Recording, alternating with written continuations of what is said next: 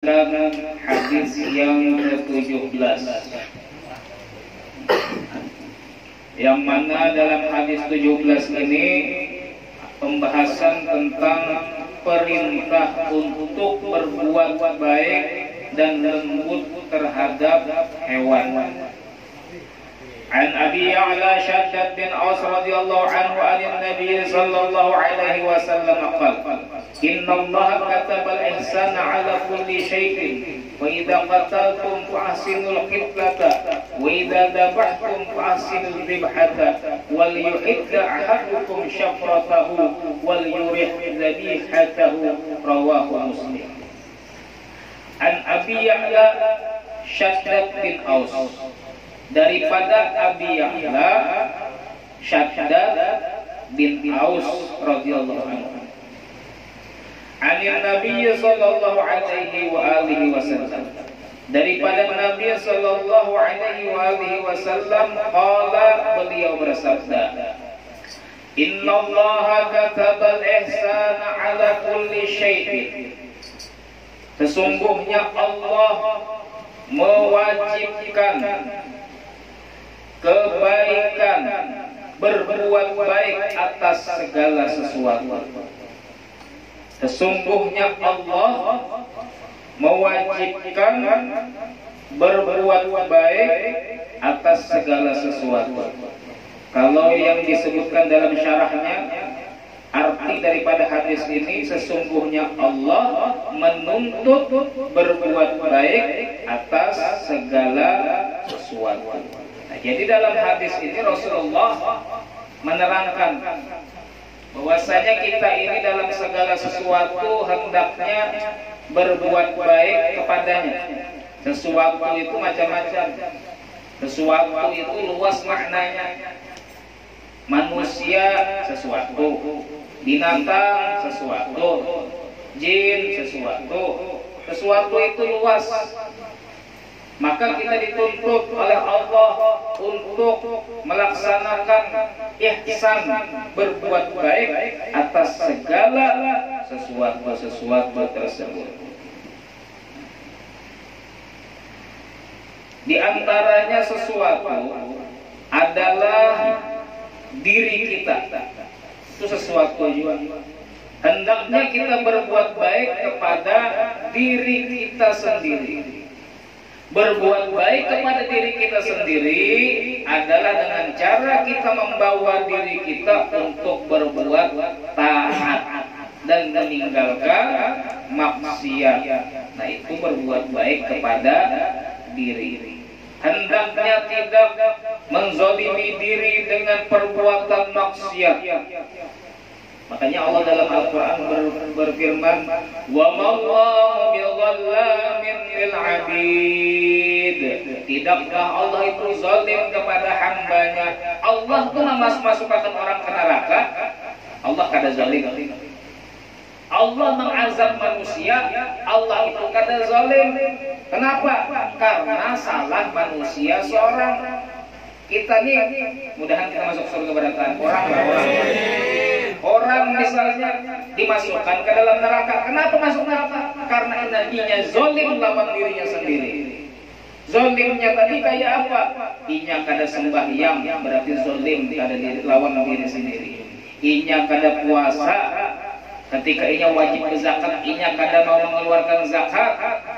Nah, ketika orang minta tolong lawan inya, tapi padahal inya mampu menolong, inya kada mau menolong, ini berarti sama zalim kepada diri sendiri. Karena ketika dia meninggalkan kewajiban atau melakukan maksiat, sama saja inya rela inya masuk ke dalam nerakanya Allah Subhanahu wa taala. Sama saja inya menjerumuskan di dalam siksa nerakanya Allah Subhanahu wa taala.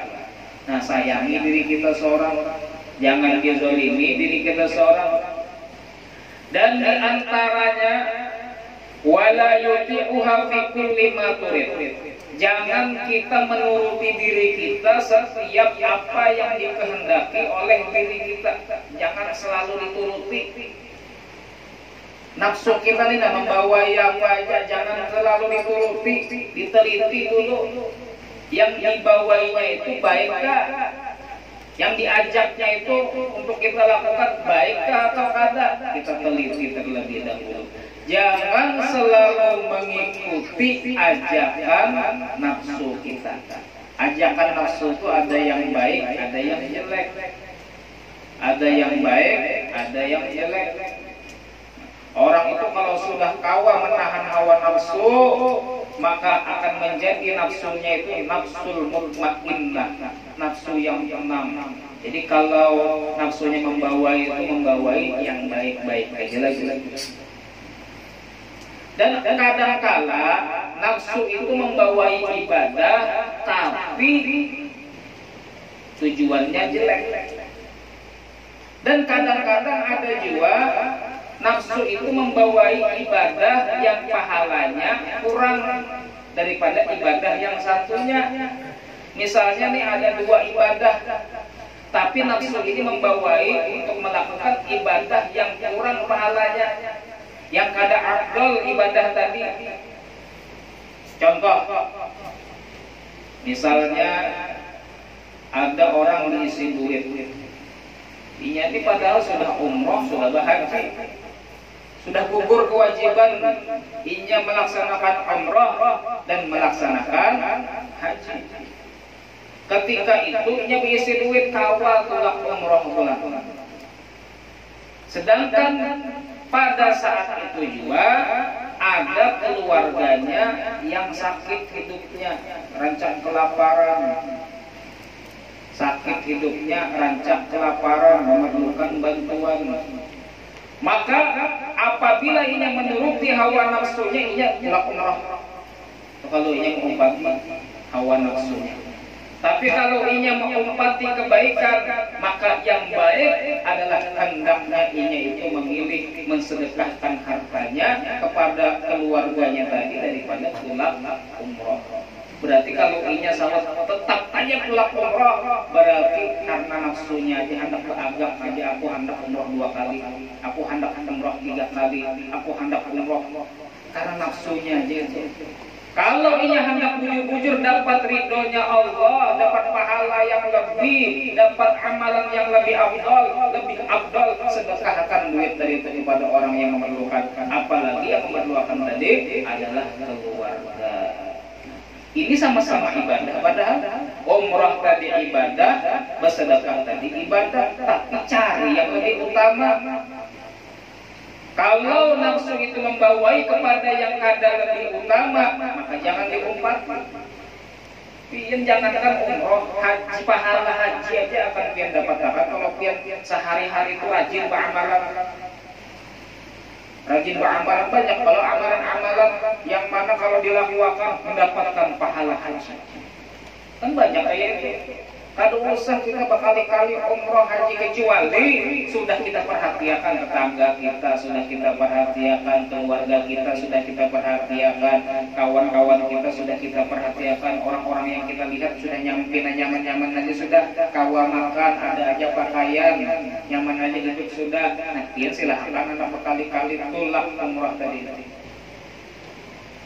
Kemudian ada lagi, nah ini banyak ini. Antara mengkodo sembahyang yang pernah ditinggalkan lawan ziarah wali songo, lawan ziarah lain ziarah wali songo, lawan sembahyang tarawih, lawan sembahyang yang lainnya. Banyak orang itu ketujuh benar kalau sembahyang tarawih, tujuh semangat. Tapi yang dahulu yang pernah tinggalkan sembahyang 5 waktu kada dikodoi masih. Maka orang yang kayak ini tarawihnya kada diterima oleh Allah Subhanahu wa taala. Nah, kayak apa hendak diterima, masih ada hutang sembahyang wajib yang inya kada kodoi. Makanya setan itu kadang-kadang disuruh tarawih, tak kasih hajapi tarawih. Sebelum azan isya itu ke masjid sudah disuruhnya rajin sembahyang tarawih. Supaya apa? Supaya kada mengkodoi sembahyang. Padahal yang lebih bagus biar aja orang tarawih pian di rumah kodoi sembahyang. Lebih bagus. Sayang benar tarawih itu berapa rakaat? Tambah ulang witirnya. 23 rakaat andaikan itu sangat membayar hutang kodoan pian banyak benar sudah. Kodoan pian yang itu kodoi, hutang pian yang itu kodoi. Makanya lebih baik pian memilih sembahyang kodok daripada pian sembahyang tarawih. Setan itu pintar goda. Sembahyang tarawih semangat disuruh semangat. Nah inilah kita perlu mengetahui tipu daya setan, tipu daya hawa nafsu kita. Hati-hati itu. Nah, kadang-kadang orang itu ditipu oleh ajakan setan. Maka dia kadang ditipu apa?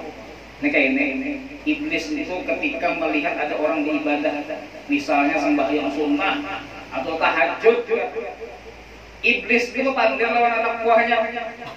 Wahai setan, itu yang sembahyang tahajud itu kira-kira makanannya halal atau haram? Oh, jar setan, itu makanannya haram.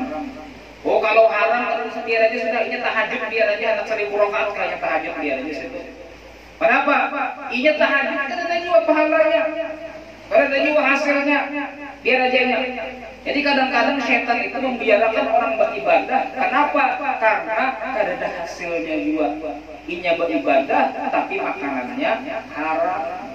Makanya disebutkan dalam hadis-hadis sebelumnya itu kita jaga makanan kita, jangan sampai kemakan yang haram. Ibadah kita itu sia-sia.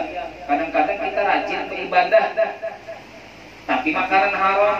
Itu setan membiarkan aja kita beribadah rajin, sembahyang subuh betul-betul datang, sembahyang zuhur betul-betul datang, sembahyang asar betul-betul datang, tapi makanan haram. Itu setan membiarkan dia kayak apa iman beribadah. Ada manfaatnya juga sebenarnya.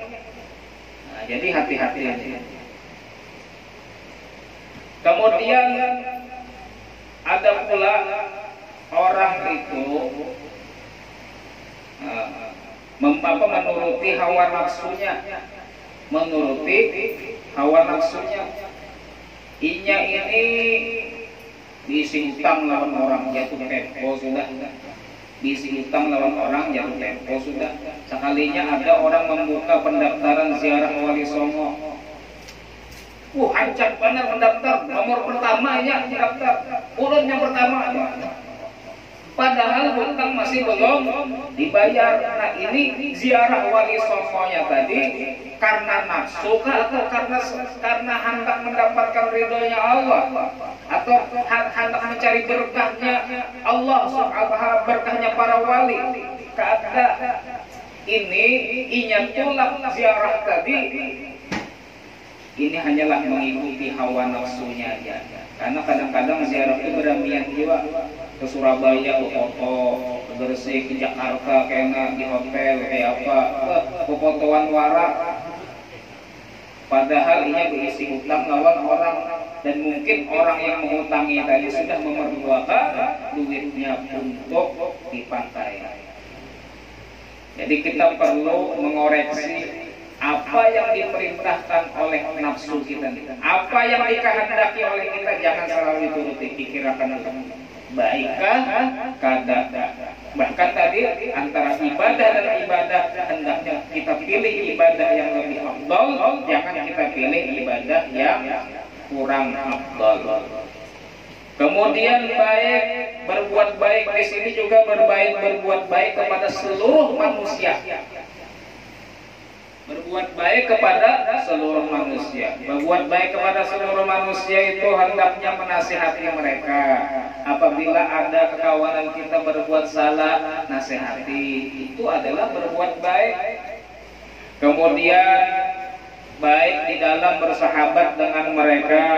Kemudian apabila diganggu oleh mereka, tidak membalas mengganggu mereka, dan memuliakan mereka dan mengajari mereka yang bermanfaat di dalam urusan dunia mereka dan urusan akhirat. Ada kawan yang bisa begawi, ajarinya begawi, jelaskan ikam ini cocoknya begawi ini ikam kira-kira cocok jadi ini. Nah itu diajari kawan tadi itu termasuk berbuat baik kepada kawan. Ketika kawan minta solusi, maka pian beri solusi. Kawan curhat, maka pian berikan arahan-arahan kepada dia. Dan urusan akhiratnya kayak itu juga. Ketika sesama manusia ada yang meninggalkan perintah Allah, padahi supaya ia mengerjakan perintah Allah Subhanahu wa taala. Nah, ini berbuat baik kepada manusia. Kemudian berbuat baik kepada para nabi. Berbuat baik kepada para nabi itu hendaknya beriman kepada para nabi dan mempercayai apa yang dibawa oleh para nabi-nabi Allah. Dan berbuat baik kepada ulama. Berbuat baik kepada ulama. Berbuat baik kepada ulama itu adalah dengan cara tunduk kepada mereka. Kalau dipandang ulama inggih sudah. Jangan kita melawan-lawan. Wah ini rame orang melawan ulama itu rame, melawan habib, melawan ulama rame banget. Wah ini orang yang melawan kepada ulama, melawan kepada habib, memusuhi kepada ulama, memusuhi kepada habib, dinya perasaannya rasa aman aja hidupnya.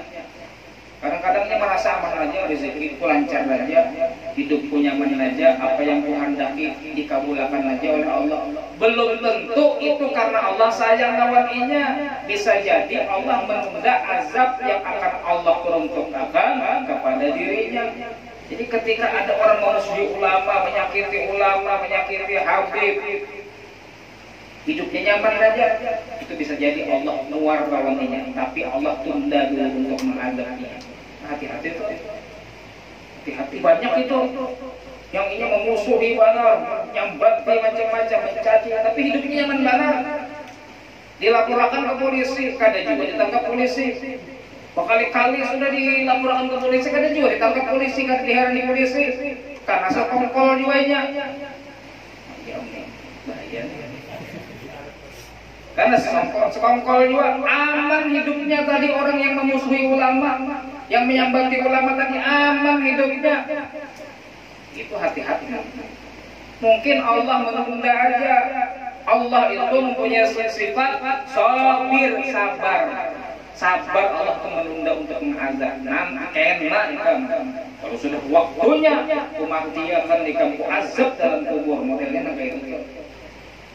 Hati-hati. Itu ngarannya istidraj.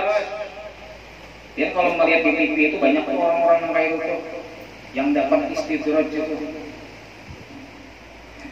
Kemudian berbuat baik kepada para malaikat. Berbuat baik kepada para malaikat maksudnya beriman dengan malaikat.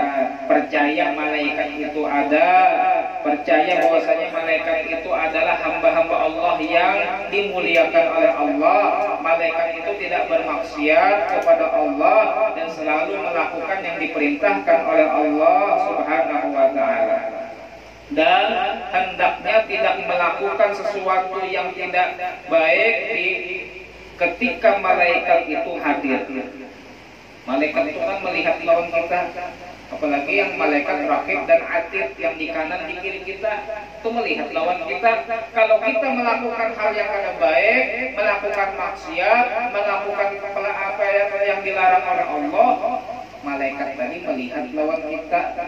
Nah berarti kita kada berbuat baik lawan malaikat. Biar kita di dalam kamar sorangan, itu malaikat ada juga lawan kita. Kalau kita berbuat kada baik, malaikat tadi melihat lawan kita, berarti kita berbuat kada baik lawan malaikat itu. Karena menampakkan perbuatan yang kada baik di hadapan malaikat. Wala ya'kul ma yata'adzawna birihi, dan jangan makan yang membuat malaikat tadi merasa kada nyaman menciumnya, seperti makan bawang mentah. Makan bawang mentah itu bau untung. Malaikat kada mau barak. Malaikat merasa kada nyaman ketika muntung kita itu berbau bawang. Kalau bawang masak kira-kira kada bau lagi, kira-kira berapa?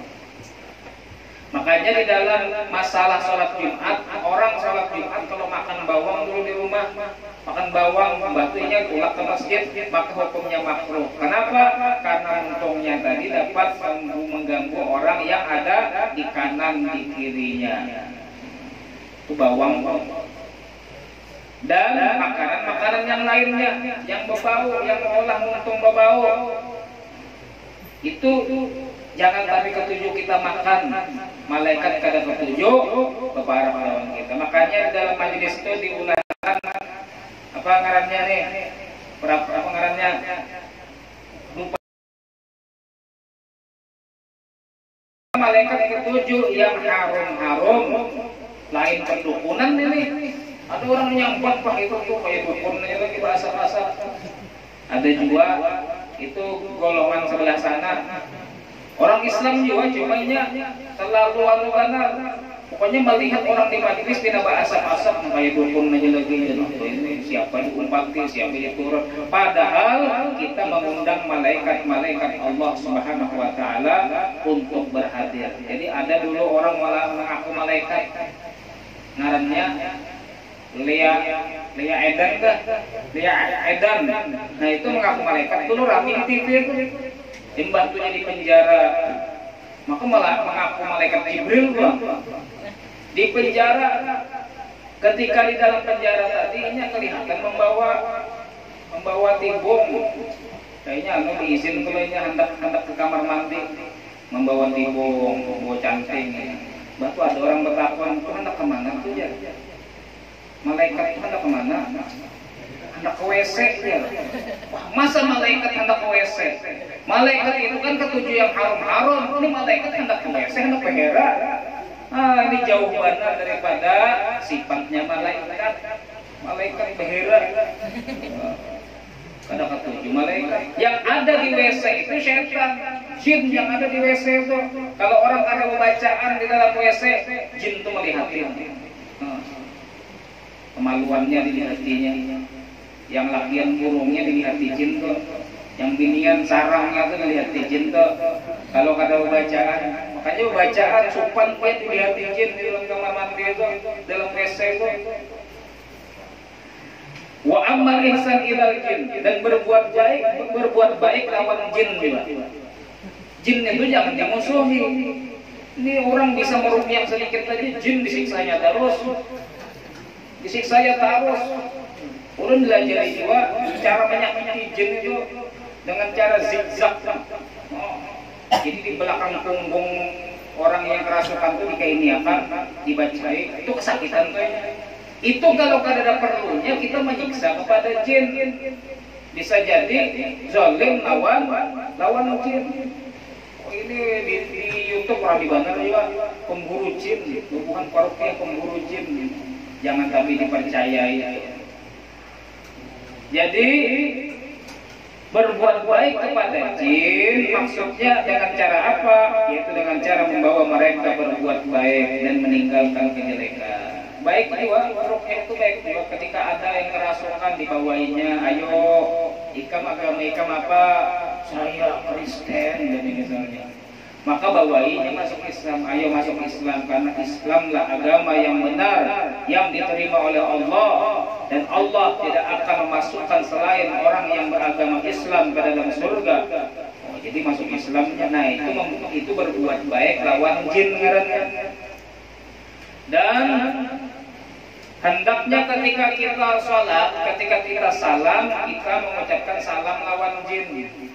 Assalamualaikum warahmatullah.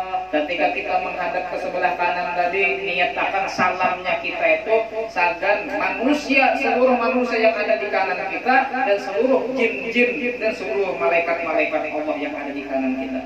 Assalamualaikum warahmatullah. Kan salam tuh itu. Itu salamnya kepada seluruh makhluk Allah yang di sebelah kanan, termasuk tadi manusia, jin, malaikat. Ketika kita salam ke sebelah kiri, itu juga niat salam tadi sagan makhluk-makhluk Allah kepada manusia, kepada jin, kepada malaikat. Itu hukumnya sunnah tuh. Diamalkan itu gimana? Itu Itu termasuk daripada kita berbuat baik kepada bangsa jin, mengucapkan salam kepada jin. Karena jin itu masuk surga juga dan masuk neraka juga. Ada yang masuk surga, ada yang masuk neraka. Yang Islam yang baik masuk surga, yang kada Islam selama-lamanya di neraka. Ada juga yang kayak itu. Minhumul muslimun, faminhumul kafirun. Di antara mereka ada yang muslim, di antara mereka ada yang kafir. Di antara mereka ada yang baik, di antara mereka ada yang jelek. Itu jin. Makanya dalam syariat pula kita kada boleh kami di lubang-lubang.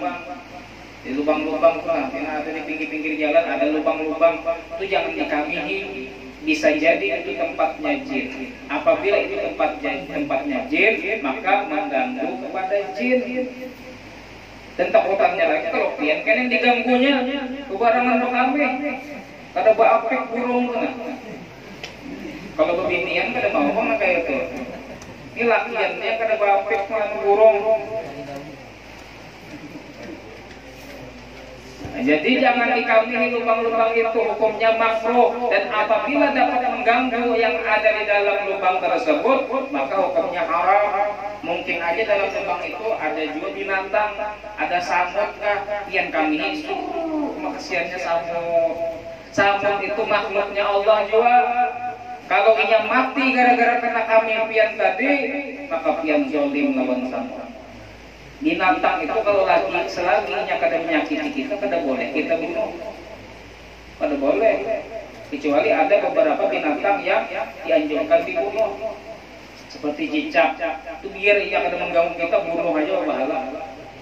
Tapi kalau binatang kayak model samut, jangan dizolimi kalau ia kada menyakiti kita. Kecuali ketika kita berjalan, lalu samut ada 1000 samut besar bapak mengikut pian. Ikut batis pian, itu malibana sudah tuh paksa pian kumpulnya sampai tadi sampainya mati.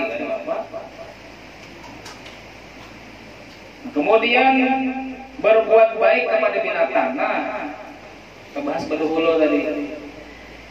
Berbuat baik kepada binatang, berbuat baik kepada binatang dengan cara jangan membuat mereka lapar. Artinya kalau pian beinguan binatang, beinguan kucing, beinguan ayam, beinguan burung, itu perhatikan makanannya, jangan sampai ia kelaparan. Kalau ia kelaparan, pian berdosa, karena ia sudah diharaguni. Apalagi yang bekurung kayak itu, bekurung, pian kada perhatikan makanannya, kada perhatikan minumannya, ini zalim kepada binatang. Dan diceritakan dulu ada seorang mengurung kucing. Jadi kucing tadi kada diberinya makan, kada diberinya minum, kada ada juga dalam kurungan tadi binatang-binatang yang kawan dimakan kucing, sehingga kucing tadi mati. Maka orang ini dimasukkan oleh Allah Subhanahu wa taala ke dalam neraka karena dia telah berbuat zalim kepada kucing. Dia buat zalim kepada kucing. Kayak itu hukumannya, masuk neraka kayak zalim lawan manusia. Dan tidak memukul kucing kecuali ketika perlu dipukul. Kalau ada apa-apa jangan dipukul kucing tadi. Jangan dipukul binatang-binatang piaraan pian ataupun binatang-binatang yang ada di sekitar pian, di sekitar rumah pian, atau binatang yang ada di jalanan atau dimanapun. Jangan dipukul binatang tersebut. Kalau membunuh kan kayak apa? Bolehlah binatang model samut tadi dibunuh, model kayak anjing itu dibunuh. Kemudian kayak babi itu dibunuh dan lain sebagainya, bolehlah. Dan binatang-binatang yang lain boleh apabila mengganggu kepada pian atau mencelakakan, dapat mencelakakan kepada pian atau kepada manusia yang lain, boleh tuh. Samut tadi itu kan boleh dibunuh. Kayak kecuali ketika ini mengganggu pian, maka boleh dibunuh. Anjing, kada boleh dibunuh anjing itu, jangan pian pada haram ini, najis ini, langsung pian tabas lehernya, kada boleh. Kalau inya kada mengganggu, maka haram membunuh anjing tadi. kecuali ketika ia hendak mengikut dia, maka pian boleh membunuhnya, atau hendak mengikut orang lain, maka pian boleh membunuhnya. Wala yastamir raqiban 'ala dabbah, dan hendaknya tidak terus-menerus menunggangi binatang. Orang diisi kuda misalnya, isi kuda itu jangan terus-menerus dipakai terus kudanya, ada waktunya ia istirahat. Nah, ketika ia sudah keluyuhan, tenaganya sudah habis, maka si pemilik kuda tadi kada boleh menunggangi kuda tadi. Ada waktu istirahatnya. Kayak itu juga misalnya sapi atau hadangan sedang membajak sawah. Kalau ia sudah keluyuhan, maka harus diistirahatkan dulu. Kada boleh ketika ia uyuh masih dipaksa-paksa, kada boleh. Ini zalim kepada binatang. Dan hendaknya tidak memaksa kepada binatang yang dia tidak mampu. Bebannya barak-banar.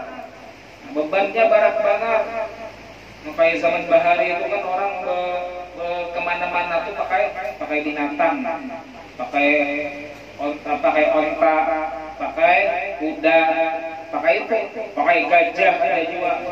Boleh bangkut barang di situ, boleh macam-macam dibawa di situ, TV dibawa di situ, kulkas, pulang kebaratan pulang kulkas. Boleh membawa barang di atas binatang tadi, tapi sekiranya mampu aja, sekiranya nyaman aja. Tapi kalau melebihi daripada bebannya, sekiranya jalannya kada normal lagi, jalannya terlalu dipaksakan benar karena kebaratan, maka pian zalim kepada binatang tersebut. Rasulullah sallallahu alaihi wasallam bersabda, Annahu sallallahu alaihi wasallam ra'a finna imra'atan sauda. Rasulullah melihat di dalam neraka ada perempuan yang hitam, tawilatan, yang panjang, tu'adzabu bisababi hirratin rabatha, diazab oleh Allah karena sebab kucing yang dia kurung, falam tut'imha, dan tidak dia beri makan, walam tasqiha, dan tidak dia beri minum, walam tada'ha ta'kul min khasyasil ardi, dan tidak diberikan dia daripada binatang-binatang yang bisa dimakan oleh kucing tersebut, hatta matat, sehingga dia mati. Azabnya kayak apa orang tadi itu? Azabnya ngeri banget. Annatil karhirah tanhashuha fi qubuliha wa duburiha. Kucing itu di neraka itu menggigit kemaluan depannya dan menggigit kemaluan binatangnya. Nah, itu azabnya di akhirat. Kesalahannya kepada kucing tersebut. Idza aqbalat tanhashuha, kalau ia menghadap kepada kucing tadi mulai maka kemaluan depannya diikut kucing. Apabila dia membelakangi kucing tadi, maka kemaluan belakangnya diikut kucing. Hati-hati nih, hati-hati zalim kepada binatang. Wa idza qataltum, apabila kalian membunuh, fa'ahsinul qitlata, maka perbaguslah cara membunuhnya. Nah, kalau pian itu ada keinginan untuk membunuh, maka membunuhlah dengan baik. Kan ada orang itu yang boleh dibunuh, gara-gara ia membunuh orang dibunuh juga kalau menurut hukum Islam. Dan ada lagi kriminal yang lain yang intinya itu boleh dibunuh. Ketika ada seseorang yang boleh dibunuh dalam syariat Islam, maka cara membunuhnya hendaknya diperbaiki. Cara membunuh yang baik itu yang kayak apa? Yang cepat mematikan dan kadang terlalu menyakitinya. Yang paling bagus kayak apa? Itu dengan cara dia pakai parang, ditimpas pakai parang lehernya, panggal, terus tuh matanya sakitnya. Disebutkan oleh ulama sakitnya cuma 3 detik aja. Jadi kalau orang lagi hukum mati, ditabas langsung lehernya, itu 3 detik aja sakitnya, habis itu hilang dan sakitnya. Tapi kalau orang dibunuh dengan cara ditembak, kalau orang-orang wah ini beda berpikir dengan cara ditembak mungkin lebih nyaman dia, lebih kurang sakitnya. Padahal dengan cara ditembak itu lebih sakit. ditembak itu bisa bermenit-menit, mungkin lawas banget sakitnya, menungguinya mati. Tapi kalau sudah ditabas leher itu langsung mati, 3 detik aja sakitnya. Dengan jalannya parang dari serut cuma terjangkau. Jadi parangnya tadi yang landang, sekiranya sekali tabas langsung pagar leher tersebut. Ini syariat Islam. Ini syariat Islam itu walaupun ada dalam syariat Islam membunuh seseorang, dibolehkan membunuh seseorang yang dia berbuat kriminal tertentu, tapi Islam pun mengajarkan hendaknya cara membunuhnya tadi dengan cara yang baik.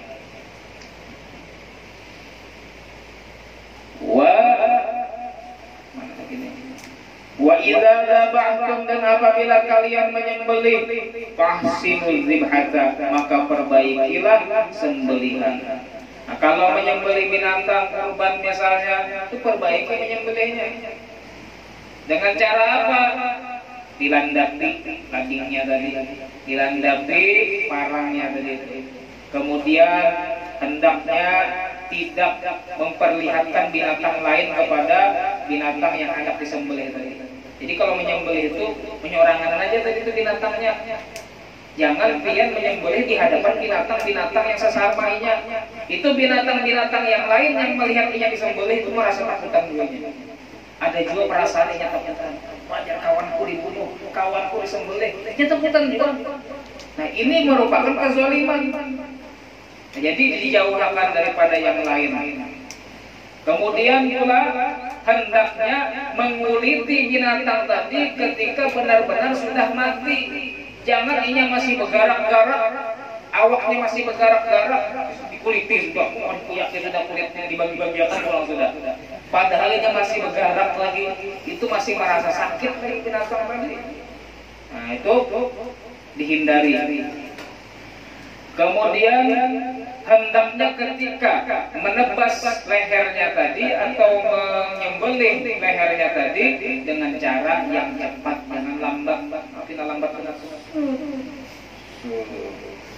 jangan cepatin supaya sakitnya tadi berkurang. Wa an yarqa biha, dan hendaknya lembut kepada binatang tadi ketika menggiring binatang lagi ke tempat sembelihannya dengan cara lembut. Jangan ini turun mulai terak-terak, ditarik-tarik biar tergukurnya, terabah-rabah binatang tadi ini zalim. Jadi cara menariknya pun dengan cara lembut, menurunkannya pun dengan cara lembut, kemudian membawa ke tempat sembelihan dengan cara yang lembut. Ini makhluk Allah Subhanahu wa taala juga. Wa yurihuha, dan menenangkan binatang tadi, ditenangkan dulu ini. Ditenangkan kalau ini masih bina takutan, bina masih gugup binatang tadi, yang merasa juga pada hendak dibunuh tuh, maka pian tenangkan dulu. Ketika inya sudah tenang, maka lakukanlah penyembelihan.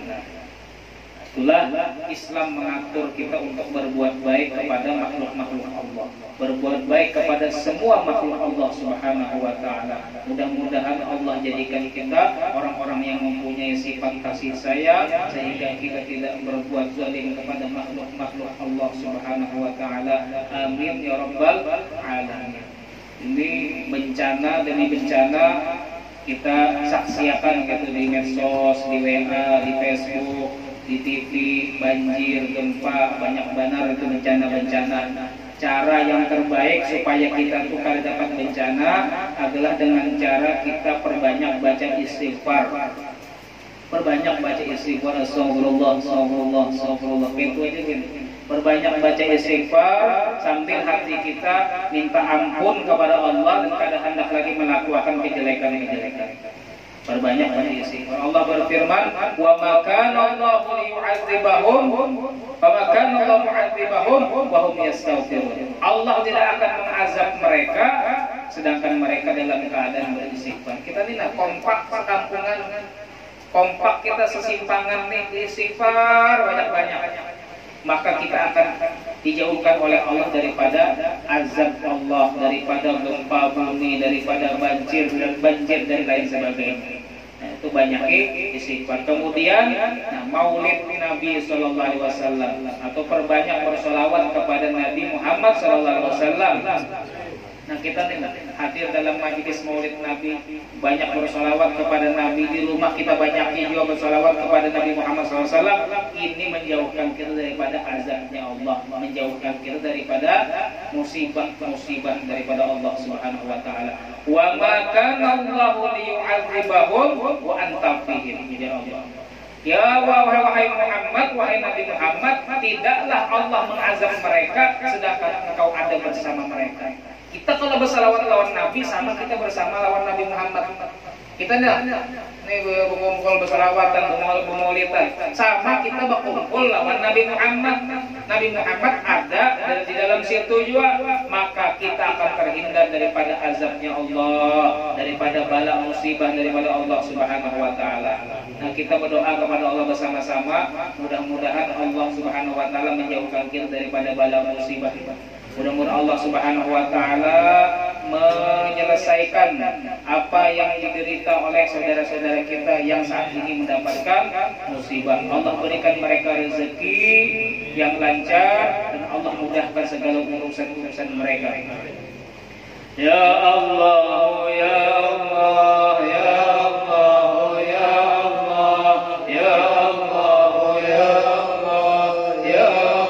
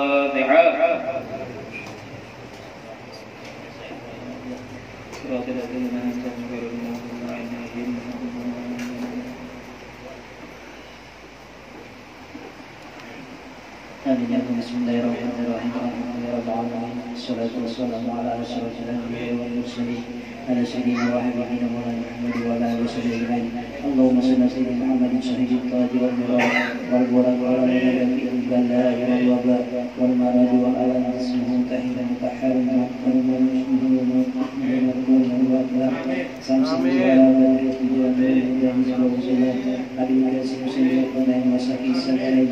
سيدنا محمد صلى الله عليه وسلم سيد النبي والأجيال نبي هارون محبوب من المشركين والمغربين يا أيها المستقيم من نور الجمال صلى الله عليه وسلم تسليما ربنا لا تزغ قلوبنا بعد إذ هديتنا وهب لنا من لدنك رحمة إنك أنت الوهاب إنك به حسنة وفي الآخرة حسنة وقنا عذاب النار وصلى الله على سيدنا محمد النبي وعلى آله وصحبه وبارك وسلم أجمعين بفضل سبحان ربك رب العزة عما يصفون والسلام على المرسلين والحمد لله رب العالمين. تقبل الله منكم منا ومنكم تقبل يا كريم.